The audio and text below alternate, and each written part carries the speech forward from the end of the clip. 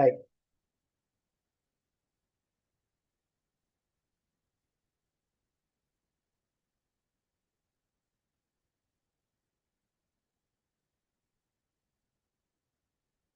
Kita lihat bersama-sama mengenai teologi perjanjian ini ya. Alkitab kita tahu itu berisi tentang perjanjian lama dan perjanjian baru. Baru namanya saja sudah perjanjian. Benar ya? Nah, kata perjanjian itu sebenarnya kita sudah biasa. Misalnya antara dua orang bikin janji.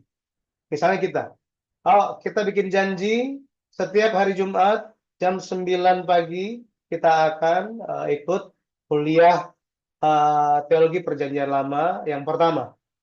Nah, maka ketika ada janji seperti itu, maka ada hal-hal yang harus dipenuhi. Benar ya? Meskipun kita sudah setuju mengenai waktunya, setuju mengenai materinya, tetapi juga kita harus setuju mengenai hal yang lain. Ya misalnya, oh, ketika kita belajar, apa yang kita lakukan? Oke, ketika kita belajar, kita mendengarkan. Oh, ketika kita belajar, kita sambil mencatat poin-poin pentingnya. Oh, apakah itu dari sisi mahasiswa yang mempelajarinya, yang mengikuti pelajaran, itu yang perlu dilakukan adalah misalnya dua hal itu. Dari pengajar bagaimana? Oh, dari pengajar ya menjaga waktunya, kemudian menjelaskan materi dengan tepat. Jika ada pertanyaan akan dijawab. Jadi bentuk perjanjian itu bukan hanya tentang waktu, tetapi isinya juga penting dan siapa yang ada di dalamnya. Benar ya? Contoh yang lain juga sama, misalnya perjanjian, pernikahan. Ada perjanjian pernikahan kan? Nah, ada yang disetujui, ada yang terlibat di dalamnya dan isinya apa. Sama seperti itu, kalau kita lihat di dalam Alkitab, ada banyak perjanjian yang Allah berikan kepada manusia, tetapi perjanjian itu seringkali tidak dipahami. Ya, tidak dipahami. Apa isi perjanjian? Kapan itu diberikan? Kepada siapa? Apakah masih perlu kita hari ini di tahun 2026 untuk tahu perjanjian-perjanjian itu? Nah, jadi sebagai pendahuluan, sejarah penebusan ya, itu merupakan satu tema yang menembus dari kitab Kejadian sampai kitab Wahyu. Ya, itu adalah sejarah penebusan. Inti dari sejarah penebusan itu apa? Sejarah penebusan berbicara mengenai Allah bekerja memulihkan manusia yang jatuh dosa. Oke, sekali lagi, sejarah penebusan itu apa? Tuhan bekerja untuk memulihkan manusia yang jatuh dosa. Ya, seperti ini. Kalau kita perhatikan mengenai sejarah penebusan meliputi setidaknya tiga elemen penting. Bahwa manusia pernah jatuh, sebelum itu, manusia pernah diciptakan, manusia itu jatuh dalam dosa, tetapi manusia itu pun akan dipulihkan. Oke, tiga elemen dalam sejarah penebusan bisa mengerti ya? Penciptaan, kemudian apa? Kejatuhan, pemulihan. Jadi, kalau kita lihat, Allah memiliki tujuan yang besar kepada Adam. Ya, Adam yang di Taman Eden itu. Tetapi di tengah jalan dia jatuh dosa. Nah, untuk memulihkan tujuan Tuhan, dia harus pulih dulu. Dia harus pulih dulu sehingga ada yang namanya pemulihan. Baru kehendak Tuhan itu bisa digenapi. Maka kalau kita perhatikan terminologi yang kita akan gunakan adalah perjanjian. Perjanjian itu bukan sekedar dua orang berjanji tentang sesuatu, bukan. Tetapi ini berbicara tentang mata rantai yang menghubungkan sejarah penebusan, menghubungkan sejarah dari zaman Adam ke zaman Nuh ke Abraham, Abraham ke zaman Musa, ya, dari generasi-generasi, bahkan sampai ke zaman Daud, ke zaman Yesus juga. Itulah perjanjian. Artinya apa? Misalnya begini. Misalnya, kalian tahu kakak tingkat kalian namanya Pauline, tahu? Tahu, Peace Pak. juga, Peace kenal juga kan? Ya. Nah, kita semua, ya, kalian, saya, dan mereka itu terhubungkan dengan satu mata rantai yang namanya STT HAMI. Benar kan? Karena kita setuju dengan STT HAMI, makanya kita itu tersambung. Nah, sama seperti itu, dari zaman Adam, zaman Abraham, zaman Nabi Nuh, zaman Musa, zaman Daud, zaman Yesus, rasul-rasul, bapak-bapak gereja, bahkan kita hari ini, itu tersambung dengan satu hal yang namanya perjanjian. Ya, itu perjanjian. Nah, semoga bisa dipahami mengenai terminologi ini. Ya, di dalam Alkitab, kata yang digunakan bahasa Ibrani-nya itu adalah berit, ya. Coba ucapkan berit. Nah, berit, ya. Jadi Berit. kalau ada yang tanya perjanjian bahasa Ibrani-nya apa? Berit, ya. Berit, ini uniknya berit nih begini. eh kita kalau cuma bilang perjanjian-perjanjian sepertinya ya ya sudah, saya janji ya janji, begitu saja. Kalau lupa, ada yang lupa janji nggak? Bisa juga kan? Bisa juga lupa janji. Misalnya, hari ini, ya sudah ditetapkan kita jam 9 ikut belajar, dari sekitar 14 orang, cuma 6 orang yang ikut. Berarti ada yang nggak ikut janji. Ini contoh saja, gitu ya. Mungkin mereka lupa atau dan lain-lain, kita nggak tahu. Tapi itu janji yang kita pahami zaman sekarang. Tetapi di dalam Alkitab perjanjian tidak seperti itu. Di dalam Alkitab, arti berit adalah memutuskan atau membelah. Ayat-ayatnya nanti kalian lihat. Itu Kejadian 15 ayat 10 dan Yeremia 34 ayat 18 dan ayat 20. Arti berit itu seperti ini. Jadi kalau di zaman Abraham, di zamannya Musa, ya, zaman Israel zaman dulu, di wilayah itu kalau orang bikin janji, misalnya mereka setuju mengenai sesuatu. Kalau zaman sekarang kan pakai materai, benar ya? Pakai materai, tanda tangan, seperti itu. Zaman dulu nggak pakai materai. Zaman dulu mereka ambil satu ekor binatang, mereka potong jadi dua, kemudian ditaruh sebelah kanan, sebelah kiri. Setelah itu, dua orang yang setuju, itu lewat di tengah-tengah binatang yang telah dipotong. Nah, maksudnya apa? Jika ada pihak yang melanggar, maka orang itu, pihak itu, akan berakhir seperti binatang yang dibelah. Bayangkan, berarti perjanjian atau berit ini sangat-sangat serius kan? Ya, sangat-sangat serius. Artinya apa? Berit ini merupakan perjanjian yang mempertaruhkan nyawa, mempertaruhkan hidup. Bayangkan kalau misalnya perjanjian kuliah kita menggunakan kata berit, apa yang akan terjadi kepada teman-teman yang lain? Iya kan? Bisa berakhir seperti binatang yang dibelah dua itu, ya. Nah, jadi berit. Arti dari berit itu arti dasarnya adalah memutuskan dan membelah, ya. Dalam bahasa Yunaninya itu adalah diateke. Diateke. Kata diateke ini maaf.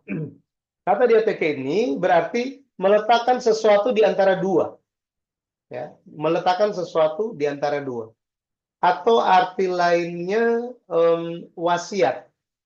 Maksudnya wasiat itu begini. Wasiat itu diberikan kepada seseorang yang akan meninggal kepada mereka yang masih hidup. Benar ya? Artinya apa? Perjanjian diateke ini sifatnya itu sepihak. Ya, sepihak. Satu arah. Nah, dengan pemahaman Berit dan diateke ini, maka kita bisa lihat ya mengenai perjanjian. Perjanjian ini memiliki sifat apa namanya sepihak, ya. memiliki sifat sepihak atau berdaulat. Kenapa? Di dalam Alkitab, perjanjian itu disebutkan sebagai milik Allah. Perjanjian itu milik siapa? Milik Allah. Artinya, ketika perjanjian itu milik Allah, Allah bertanggung jawab untuk menggenapkannya. Makanya, Yesus, dia menggenapkannya. Meskipun dia harus apa? Mati di atas Golgota. Kenapa? Karena Yesus telah mengikat perjanjian untuk menebus umat manusia. Nah, kita akan lihat di dalam bagian isi tentang tema perjanjian ini. Nah, di dalam Alkitab ada perjanjian-perjanjian dengan tokoh-tokoh di dalam Alkitab. Ya, misalnya perjanjian dengan Adam. Perjanjian dengan Adam, ini ayat-ayatnya nanti kalian bisa cek lagi gitu ya. Perjanjian dengan Adam, perjanjian dengan Nuh, perjanjian dengan Abraham. Ya, secara khususnya dalam perjanjian dengan Abraham itu ada istilah teologia yang namanya perjanjian Palestina. Jangan bingung, oh apakah ini bicara tentang negara Palestina? Bukan. Jadi Palestina yang dibicarakan, yang dalam istilah Alkitab atau istilah teologi yang kita gunakan, ini menunjuk kepada wilayah tanah Kanaan. Ya, itu wilayah tanah Kanaan. Itulah wilayah atau tanah perjanjian. Ya. Artinya apa? Allah menjanjikan tanah kepada Kanaan, kepada Abraham. Allah janjikan apa? Tanah kepada Abraham. Kemudian ada perjanjian dengan Musa. Ini dikenal dengan perjanjian Gunung Sinai. Kemudian ada perjanjian dengan Daud. Ada juga perjanjian baru dengan Yeremia. Nah, kenapa Allah mendirikan perjanjian dengan tokoh-tokoh ini di setiap zaman? Ya. Ingat,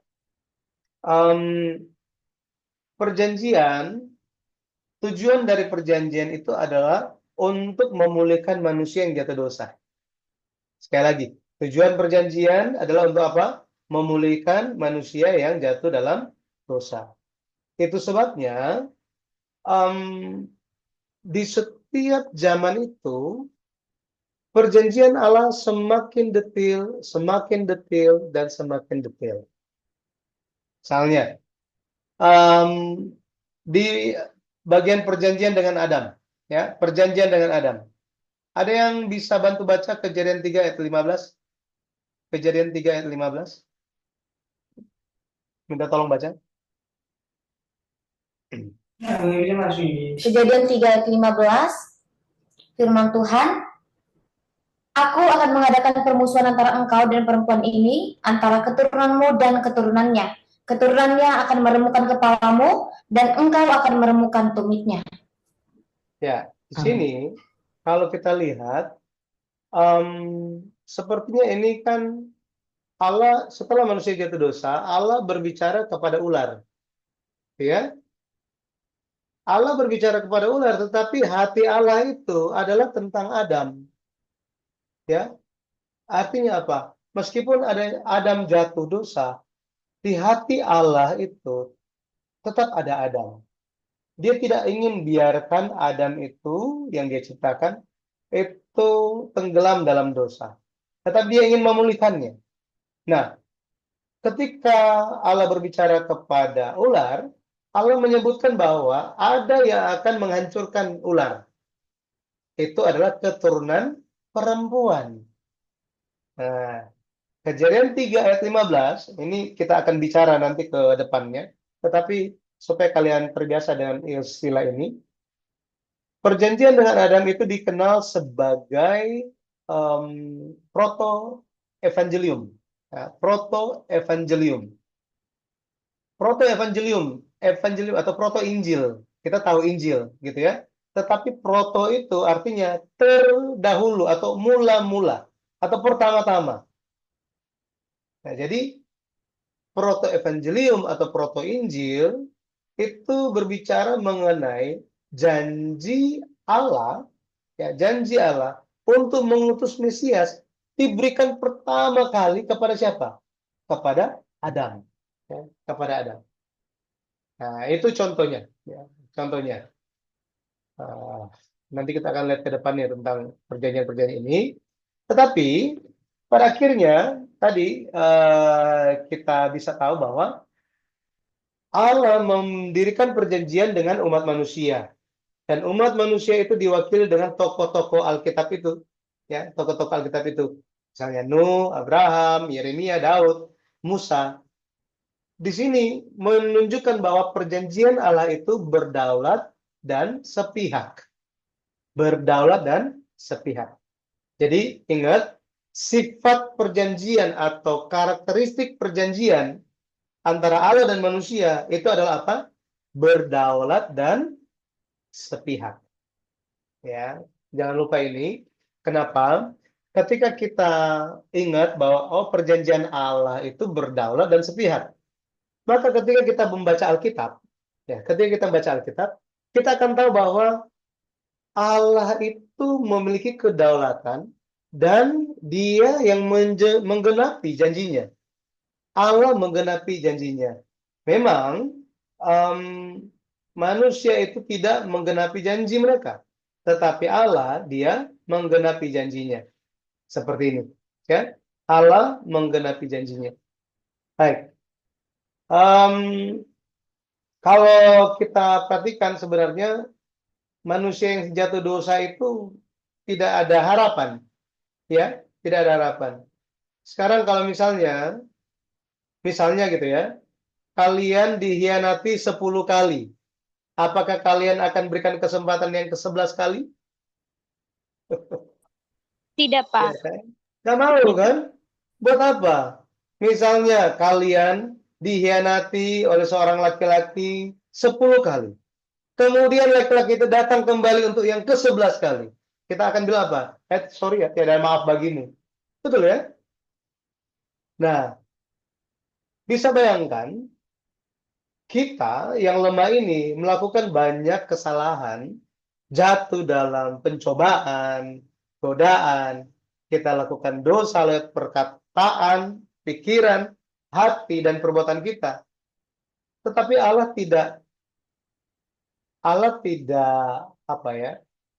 Eh, apa namanya itu? Belas kasihannya itu kan bukannya hanya sementara kan? Benar ya? Tetapi kasih Allah itu selama-lamanya. Ya, makanya sedalam waktu Tuhan itu ketika manusia berbalik ya dari jalannya, bertobat di hadapan Tuhan, Tuhan pasti akan menerima. Ya, akan dipulihkan posisi mereka atau kondisi mereka. Jadi ini Allah akan memulihkan perjanjian, Allah memperbarui kembali perjanjian itu. Oke, berikutnya karakteristik yang kedua.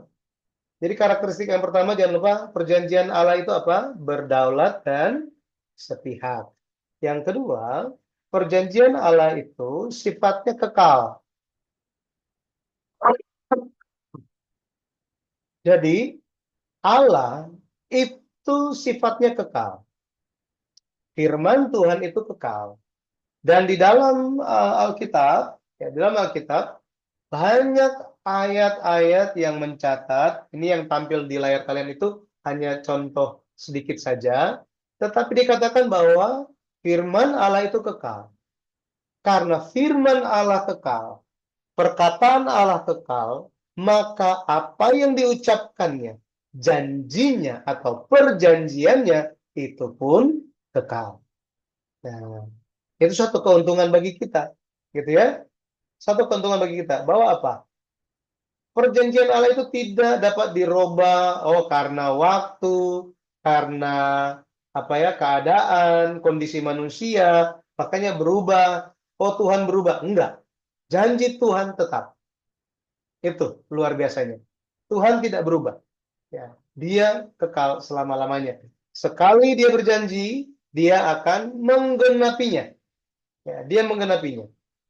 Nah, ini sifat dari perjanjian. Makanya perjanjian itu karakter yang kedua itu adalah apa? Kekal. Ya, kekal. Oke, Kita lanjut. Kita lihat jenis perjanjian.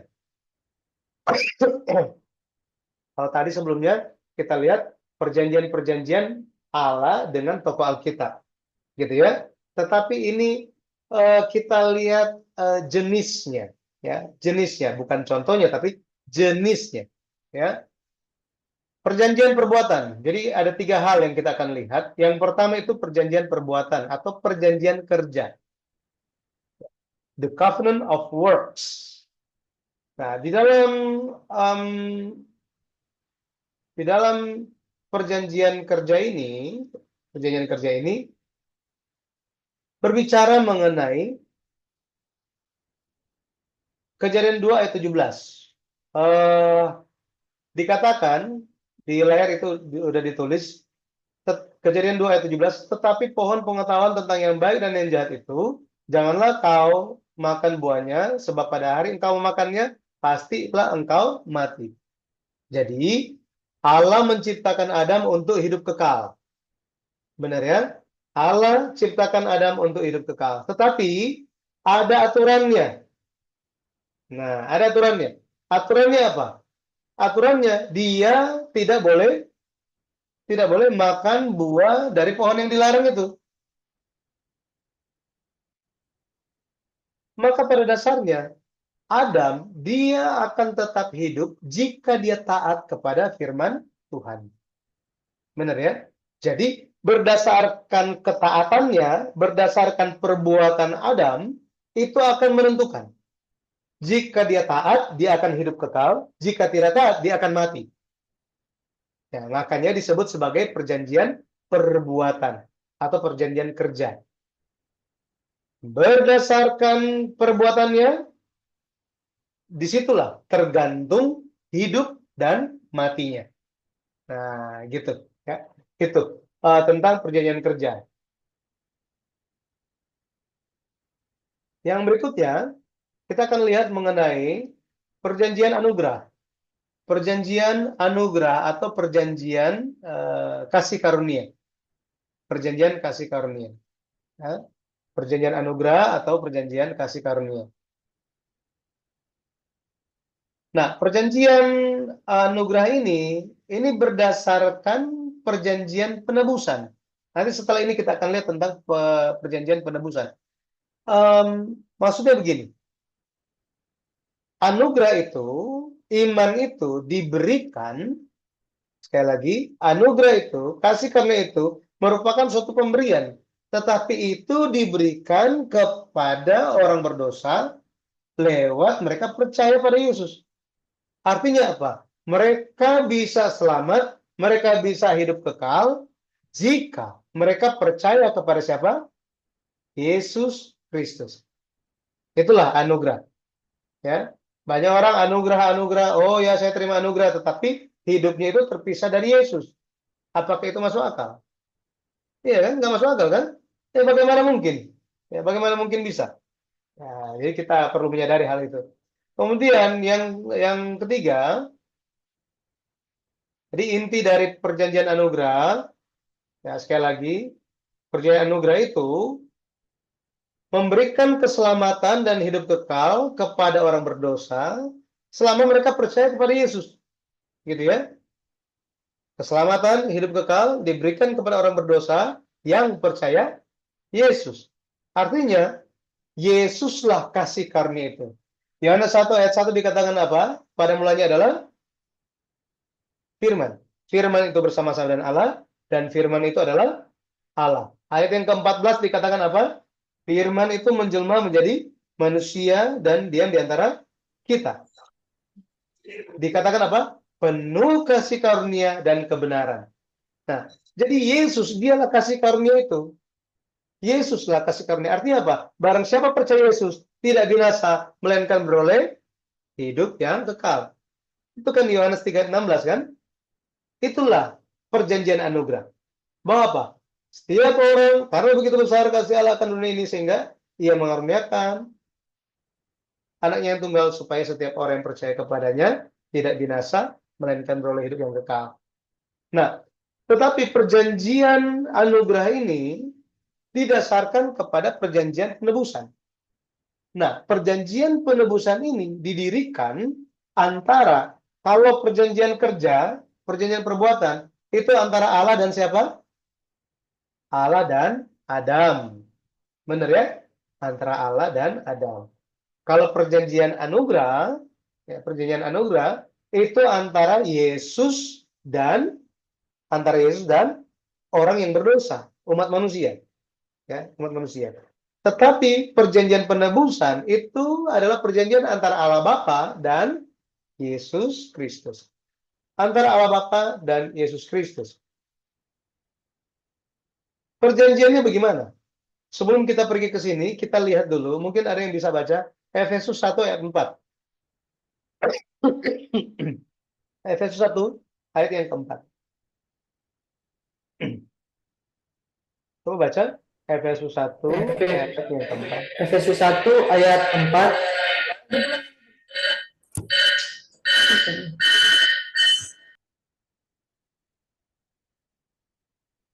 Silakan. Efesus 1 ayat 4, beginilah firman Tuhan. Sebab di dalam Dia Allah telah memiliki kita sebelum dunia dijadikan, supaya kita kudus dan tak bercacat di hadapan-Nya. Ayat 5. Sambung ayat 5. Apa, Pak? Lanjut ke ayat 5. Dalam kasih Ia telah menentukan kita dari semula oleh Yesus Kristus untuk menjadi anak-anak-Nya sesuai dengan kerelaan kehendak-Nya. Jadi, di ayat yang keempat, kalau kalian lihat di situ, Allah telah memilih kita sejak sebelum kapan katanya? Permulaan zaman kan? Jadi sebelum segala ciptaan, kita telah dipilih. Kita dipilih untuk menerima keselamatan. Di dalam siapa? Di dalam Yesus. Artinya apa? Artinya begini. Antara Allah Bapa dan Yesus Kristus dinyatakan begini, ya. Allah Bapa nyatakan begini. Yesus, ya. Jika manusia itu jatuh dalam dosa, maka engkau harus melaksanakan penebusan. Nah, inilah perjanjian penebusan. Antara siapa? Antara Allah Bapa dan Yesus. Makanya, masih ingat di Taman Getsemani, Yesus berdoa isinya apa? Ya Bapa. Benar kan? Dia panggil Bapa kan? Jikalau sekiranya mungkin, biarlah cawan ini lalu daripadaku. Tetapi bukan kehendakku, tetapi kehendak-Mu lah yang jadi. Maka, kita bisa lihat bahwa pekerjaan penebusan yang akan Yesus lakukan, itu sudah didirikan antara Allah dan Yesus Kristus. Artinya apa? Salib itu merupakan hal yang telah ditentukan. Ya, artinya apa? Keselamatan itu telah ditetapkan oleh Tuhan. Ini yang harus kita ingat. Tetapi untuk perjanjian penebusan ini digenapi, ada syarat, ada hal yang harus Yesus lakukan. Yang pertama apa? Yesus harus mengenakan kemanusiaan, datang sebagai keturunan perempuan. Itu proto evangelium tadi, proto Injil. Jadi dia harus datang sebagai manusia. Nah, mungkin kalian pernah dengar apakah itu di medsos atau perdebatan orang. Banyak orang pikir bahwa apa? Yesus itu hanyalah manusia. Iya kan? Ya, memang Yesus 100% manusia, tetapi Yesus juga dia 100% Allah. Inilah dasar iman kita. Inilah kebenaran. Ya. Jadi kenapa Yesus? Mungkin ada orang yang bertanya begini, mana mungkin Tuhan yang begitu besar datang sebagai manusia yang terbatas? Mana mungkin? Kita akan jawabnya gimana? Kalau itu ditanyakan kepada kita, kita akan jawab apa? Percaya aja. Nah, akan mereka percaya. Gitu ya. Kita jawabnya itu harus Alkitabiah. Bilang apa? Jawab kepada mereka bahwa karena Yesus datang sebagai manusia, itu merupakan isi dari perjanjian penebusan. Mungkin mereka nggak mengerti. Maksudnya perjanjian penebusan itu apa? Ya makanya daftar STTHMI ikut pelajaran teologi PL1. Ya. Nah, jadi syarat penggenapan perjanjian penebusan ini pun menubuatkan bahwa apa? Yesus akan datang menjadi sebagai manusia. Ya. Yesus datang sebagai manusia. Yang kedua, ketika Yesus datang sebagai manusia, dia harus menggenapi kebenaran. Hukum Taurat. Bahwa apa? Bahwa dosa itu harus dibayar dengan apa? Kayu salib. Ini, ya, dosa itu dibayar dengan kayu salib. Galatia 3 ayat 10 sampai 13. Minta tolong, ada yang rela baca? Tolong baca.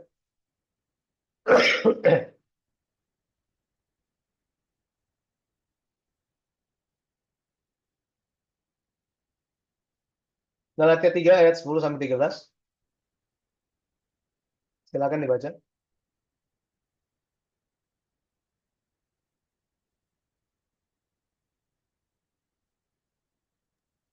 Galatia 3 ayat 10 sampai 13 ya Pak. Ya.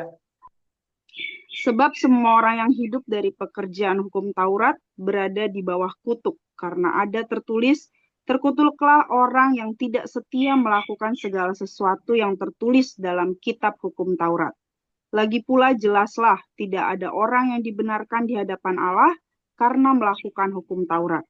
Karena orang benar akan hidup oleh iman. Namun dasar hukum Taurat bukanlah iman, melainkan siapa yang melakukannya akan hidup karenanya. Kristus telah menebus kita dari kutuk hukum Taurat dengan jalan menjadi kutuk karena kita, sebab ada tertulis, terkutuklah setiap orang yang digantung pada tiang kayu. Amin. Nah, jadi maksud kalau kita pelajari tentang kitab Galatia itu agak panjang, tetapi intinya begini. Intinya begini. Selama manusia itu taat kepada hukum Taurat, maka mereka akan tetap hidup. Ya. Tetapi siapa yang bisa taat sepenuhnya kepada hukum Taurat? Ya, tidak ada yang bisa. Pada akhirnya hanya bisa untuk minta belas kasihan dari yang memberikan hukum Taurat itu. Contoh, misalnya, jika seseorang sudah diputuskan untuk masuk penjara 50 tahun misalnya. Nah, sudah diputuskan. Tetapi ada yang orang itu bisa keluar luput dari hukuman atas keputusan siapa? Benar kan? Atas keputusan siapa? Dia bisa bebas. Kalau hakim sudah putuskan, orang itu masih bisa bebas. Harus ada yang otoritas di atas hakim, benar kan? Dalam hal ini presiden kan? Makanya presiden bisa tulis nama ini bebas, ya kan? Kenapa? Karena dia penguasa tertinggi. Tentu dengan apa? Dengan belas kasihan presiden. Kemudian ada diperhatikan, ini orang memang kasihan banget, gitu ya. Aduh, ya sudah, dia kayak berusaha untuk pulih, ya sudahlah. Nah, kondisi manusia sama seperti itu. Tidak ada, bukan tidak ada. Seluruh umat manusia pada akhirnya mereka melanggar hukum Taurat. Dikatakan langgar 1 sudah langgar 10. Gitu. 10-10-nya sudah langgar. Langgar 1 langgar 10-10-nya. Makanya dosa, misalnya dosa pembunuhan itu berkaitan erat dengan dosa apa? Dosa keserakahan, dosa penipuan, pencurian, dan lain-lain. Gitu ya. Jadi terkait semuanya. Dosa tidak percaya Tuhan. Maksud saya gini. Jadi, karena manusia itu pada akhirnya di bawah hukum Taurat, mereka itu tidak taat, akhirnya kena kutuk. Iya kan? Kena kutuk. Nah, seharusnya mereka semua itu disalibkan. Tetapi Yesus datang dan pikul semua kutuk itu. Nah, itu maksudnya.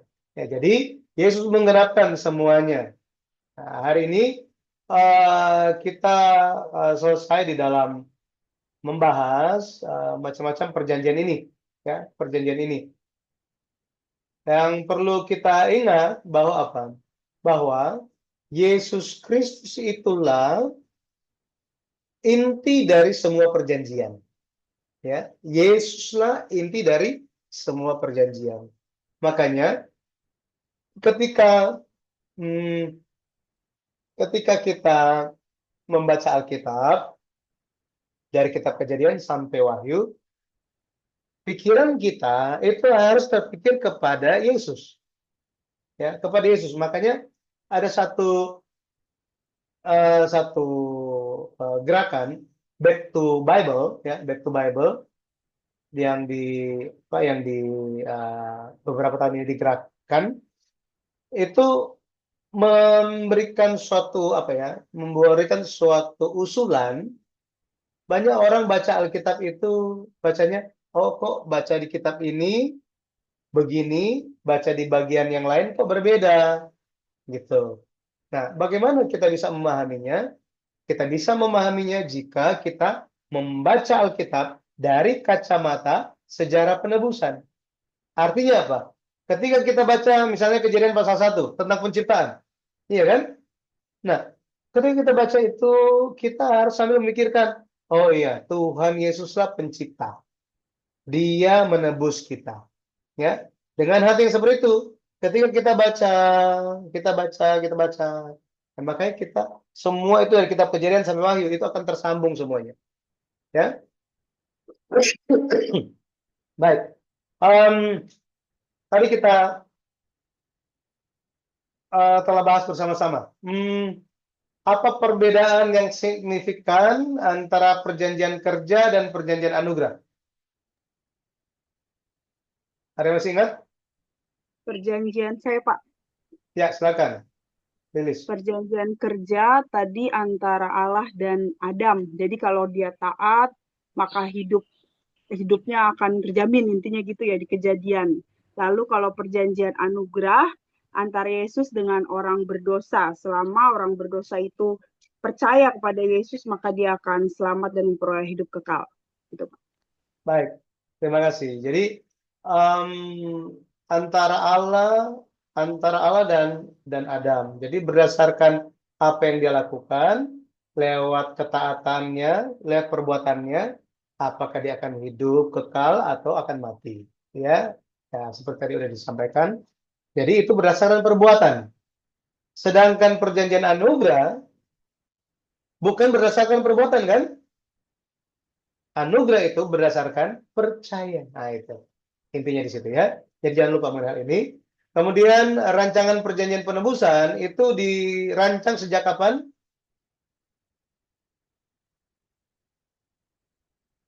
Efesus 1 ayat 4 sampai 5 dikatakan sejak kapan itu?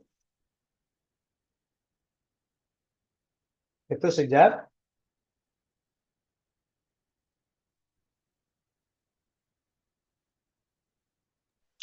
Sebelum dunia dijadikan. ya, benar. Sebelum dunia dijadikan atau sebelum permulaan zaman. Ya, itu antara Allah Bapa dan Yesus Kristus. Itu sudah dirancangkan. Pada akhirnya, ya, rancangannya itu seperti apa? Rancangannya adalah Yesus. Dia harus datang sebagai manusia. Ya, datang sebagai manusia. Makanya keturunan perempuan, apa maksudnya keturunan perempuan? Ada yang mengerti keturunan perempuan apa? Lahir dari seorang perempuan, kan?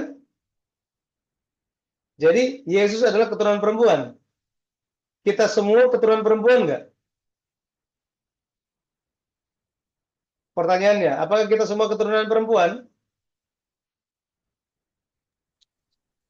Ya, Pak. Iya. Jadi apa bedanya kita dan Yesus? Sama saja. Apa boleh proto Injil itu berbicara tentang kita?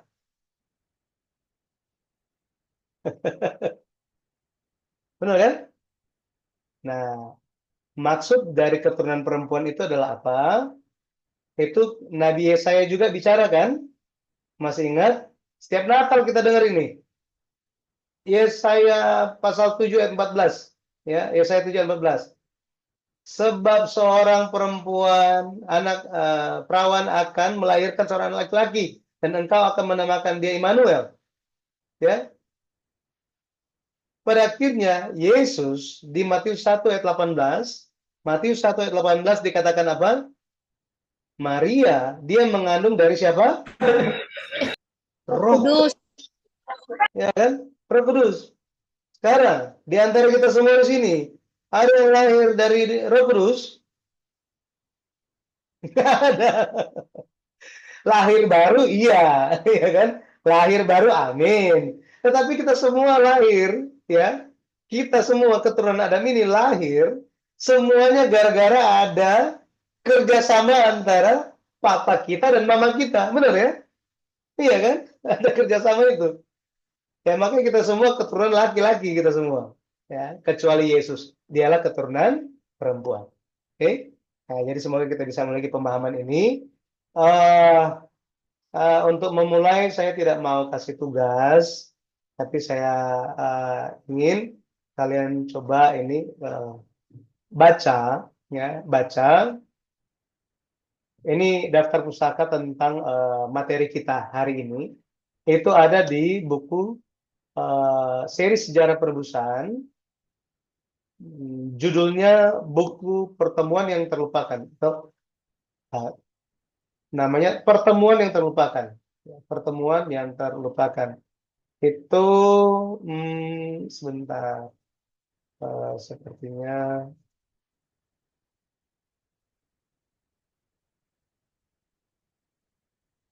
oke.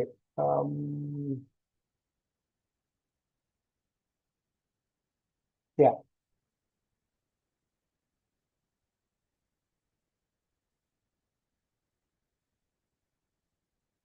sebentar ya.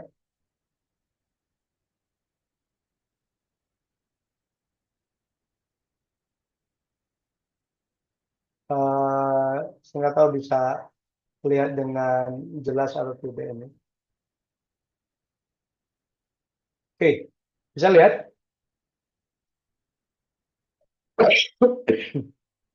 Jadi materi kita itu ada di sini. Saya nggak tahu yang di kampus di perpustakaan seharusnya ada buku ini, ya harusnya ada buku ini. Ini bukunya. Oke. Yang di kampus mungkin tahu ini, ya ada bukunya. Oh Ya, iya, Pak, ada, Pak. ada Pak. Ada. Ada, Pak, ada, Pak. Nah, kalau Lilis di daerah mana? Jakarta, Pak. Di Jakarta. Iya. Kalau siapa? Krisna Sari, Jakarta juga? Medan, Pak. Di Medan. Medan di kotanya atau di mananya? Medan City. Bukan. Maksudnya di kota Medan gitu ya? Iya, di kota Medan, kota Medan. Oke. Oke, di kota Medan. Kemudian ada siapa lagi yang di luar Jakarta? Saya Pak. Di mana Elvan? Saya di Brastagi, Pak. Brastagi. Ya. Oke. Brastagi. Baik. Di Brastagi ada STT apa ya? STTP Kabanjahe cuma ada, Pak. STT Kabanjahe. STTP Kabanjahe. STTP. Iya. STTP Kabanjahe. Sebentar ya. STTP.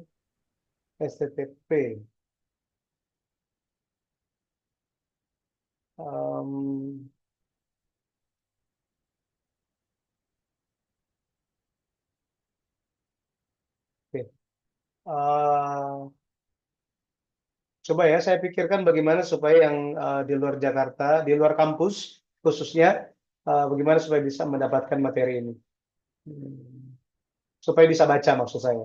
Ya, supaya tidak ketinggalan. Sambil demikian, yang terlambat bergabung, nanti saya akan kirim linknya kepada siapa saya nggak tahu, saya akan kirim linknya. Tetapi mungkin kita bikin grup saja. Bagaimana menurut kalian? Boleh? Ya. Em, ini kalian semua saling kenal atau baru kenal? Ada yang baru kenal hari ini? Ada yang baru kenal hari ini? Baru Nggak ada. kenalan sama Bapak, Pak. Kalau sama Belum. ini semua kita kenal. Oh, ini semua sudah ada gitu ya? Sudah saling kenal semua ya? Oh ya, baik. Lebih bagus begitu.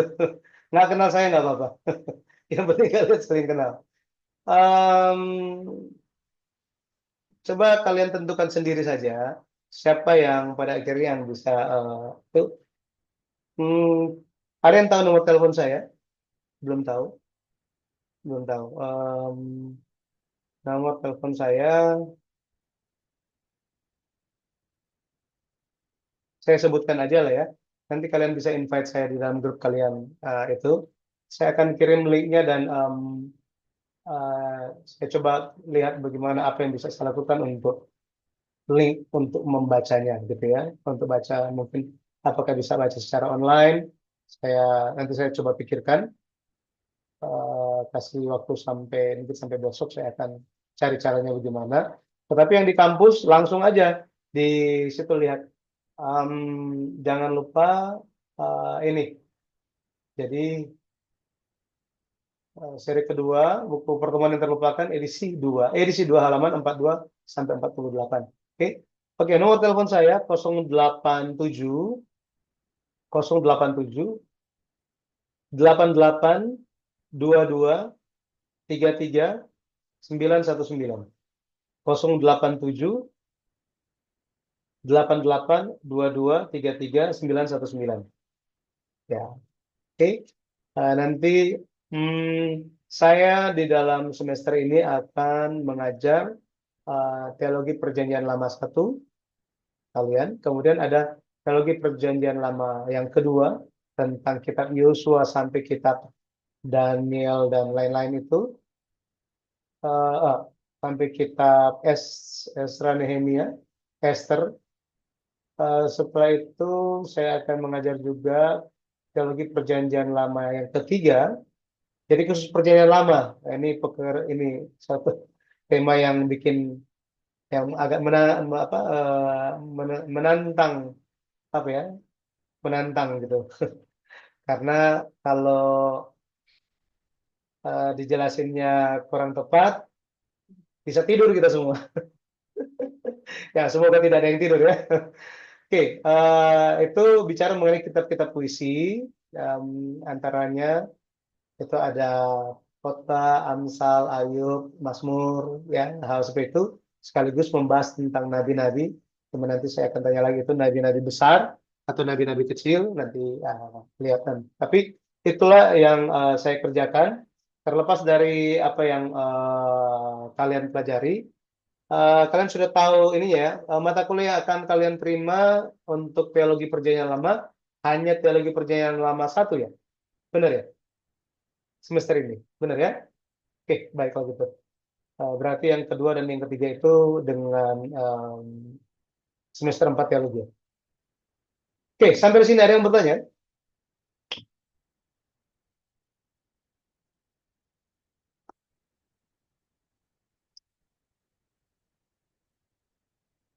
Oke, tidak ada. Jika belum terpikirkan saat ini, saya membuka kesempatan untuk kalian juga.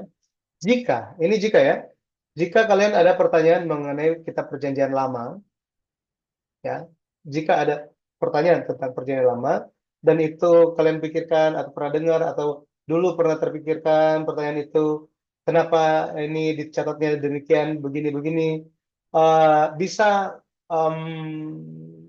tanyakan, bisa WA saya atau di dalam grup juga bisa, terserah kalian, atau ya mau secara pribadi juga bisa.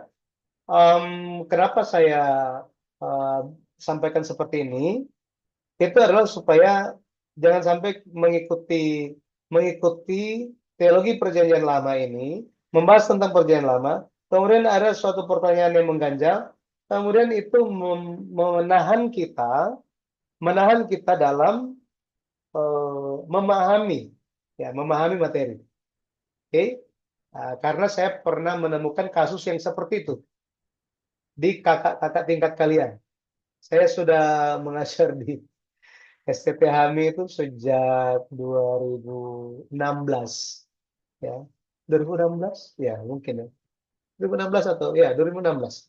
Ya, seperti itu. Sehingga sudah banyak hal-hal yang saya temui, sehingga kalau jika ada yang menghambat untuk kita memahami materi-materi, khususnya pertanyaan-pertanyaan, kebingungan ketika kalian membaca Alkitab, khususnya perjanjian lama atau apapun itu, perjanjian baru juga ya boleh, silakan. Saya akan jawab sebisa saya, gitu ya.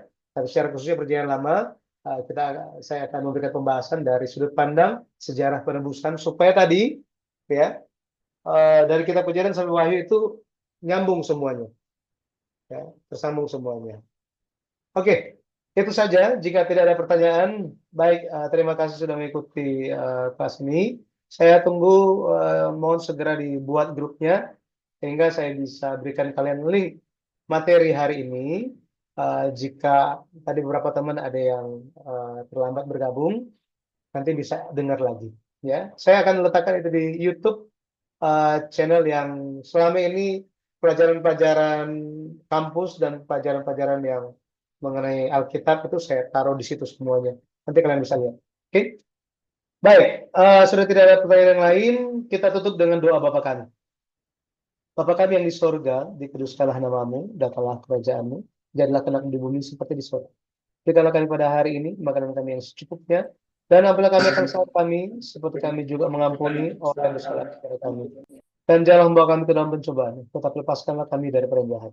Karena Engkau yang punya kerajaan, dan kuasa dan kemuliaan, sampai selama-lamanya. Amin. Oke, terima kasih. Tuhan berkati. Terima kasih, Pak. Tuhan berkati, Pak. Terima kasih. Terima kasih. Ini